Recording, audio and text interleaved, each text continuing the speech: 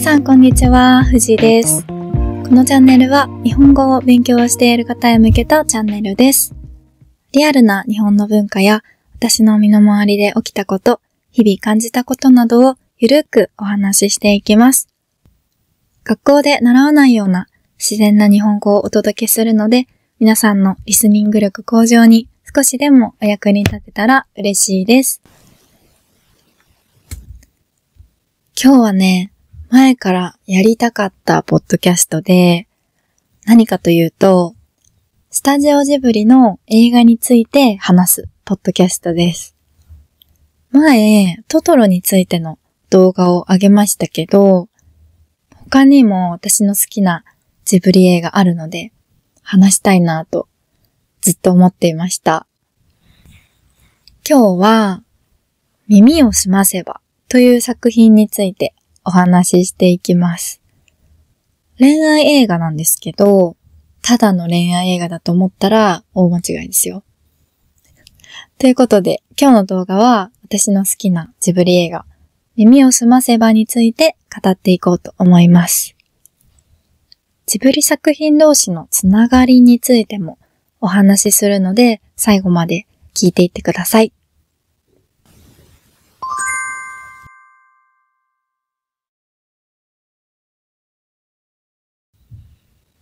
皆さん、耳をすませば見たことありますか？英語版タイトルは Whisper of Your Heart です。日本語に訳すと心のささやきです。英語のタイトルめちゃくちゃおしゃれですよね。初めて聞いたときは全然違うじゃんってなりましたけど、日本語のタイトルを直訳するのではなくて、あえて違う言葉で表現しているんですよね。二つを合わせると、耳をすませば心のささやきが聞こえると、素敵な翻訳です。はい。見たことがない方に向けて、ちょっとあらすじをお話ししようと思います。物語の主人公は、月島雫っていう中学生の女の子で、本を読むことが大好きなんですよね。で、図書館でいつも本を借りているんですけど、ある日自分が借りた本の貸し出しカードにいつも天沢誠二という名前が載っていることに気がつきます。貸し出しカードって本を借りるときに必要なカードで、昔は紙だったんですよね。本一冊に対して一枚貸し出しカードがついていて、本を借りる人が自分の名前を書いてから借りるっていう仕組みだったんです。だから自分の前に誰がその本を借りたかが分かっちゃうんですよね。今は電子化されてバーコードで読み取ってパソコンで情報を管理していますけどね。この映画は1995年公開ですが、原作の漫画は1989年のものなので、その頃はまだ紙での管理だったんですね。はい。つまり、天沢誠二は雫が借りた本をすべて先に借りていたんですよ。当然雫は気になりますよね。どんな人なんだろう。素敵な人かなーって。そんなある日ですよ。雫は通っている中学校で嫌な感じの男の子と出会います。実は彼こそが図書カードでいつも見つけていた天沢誠二だったんです。二人はいい感じになるんですが、誠二はバイオリン職人になるっていう夢を実現するためにイタリアに留学すると言います。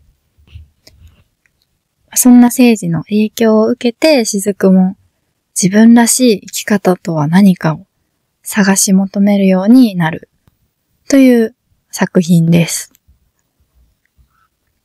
ジブリの中でも魔法とか戦争とか出てこない作品なので、地味な作品と思われがちなんですけど、その平和な感じが私は好きです。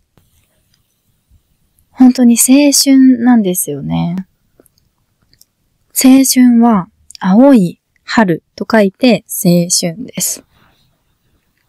一生の中で若くて元気な時代、高校生とか中学生とか、そういう時期を表す言葉です。この映画を一言で表すとしたら青春ですね。はい。ここからちょっと耳をすませばの魅力についてお話ししたいと思うんですけど、まず、アニメーションがね、すごく綺麗です。光の入れ方とか、登場人物の生き生きとした感じがとっても綺麗なんですよね。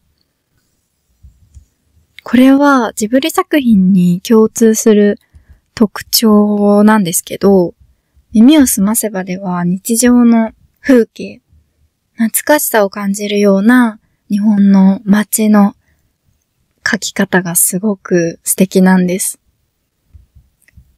この物語の舞台は東京多摩地区の聖蹟桜ヶ丘というところです。映画に出てくる階段とか神社とかが見られるので、機会があればぜひ行ってみてください。はい。そして二つ目の耳をすませばの魅力は懐かしさです。私は昔を懐かしむのが好きなので、この映画は大好物ですね。何が懐かしいかっていうと、主人公の雫が普通の女の子なので、中学生の時の自分と重ねてみることができるんですよね。物語の後半で、聖司に影響された雫は小説を書くことを決めます。耳を澄まして自分の心の声を聞くことで見つかった自分だけのやりたいことです。でも、全然うまく書けないんですよね。夢を見て、挑戦して、簡単には叶わないことを知る。誰もが経験したことがあるのではないでしょうか。そこからがまたいいんですよね。雫は猫を追いかけていたら、地球屋というアンティークショップを見つけるんですけど、そこの店主が、聖司の実のおじいちゃんなんですよね。そのおじいさんが、いいことばっかり言うんですよ。私の大好きなおじいさんのセリフを、ちょっとご紹介させてください。雫が人生で初めて書いた物語をおじいさんが読んだ後のセリフです。雫さんの切り出したばかりの原石をしっかり見せてもらいました。よく頑張りましたね。あなたは素敵です。慌てることはない。時間をかけてしっかり磨いてください。原石っていうのは宝石になる前の石のことです。ここで言う原石はその人の中にある可能性ってことですね。いいこと言いますよね、おじいさん。雫の不安な気持ちや恥ずかしい気持ち、悔しい気持ちを受け止めて、前に進む勇気をくれる言葉です。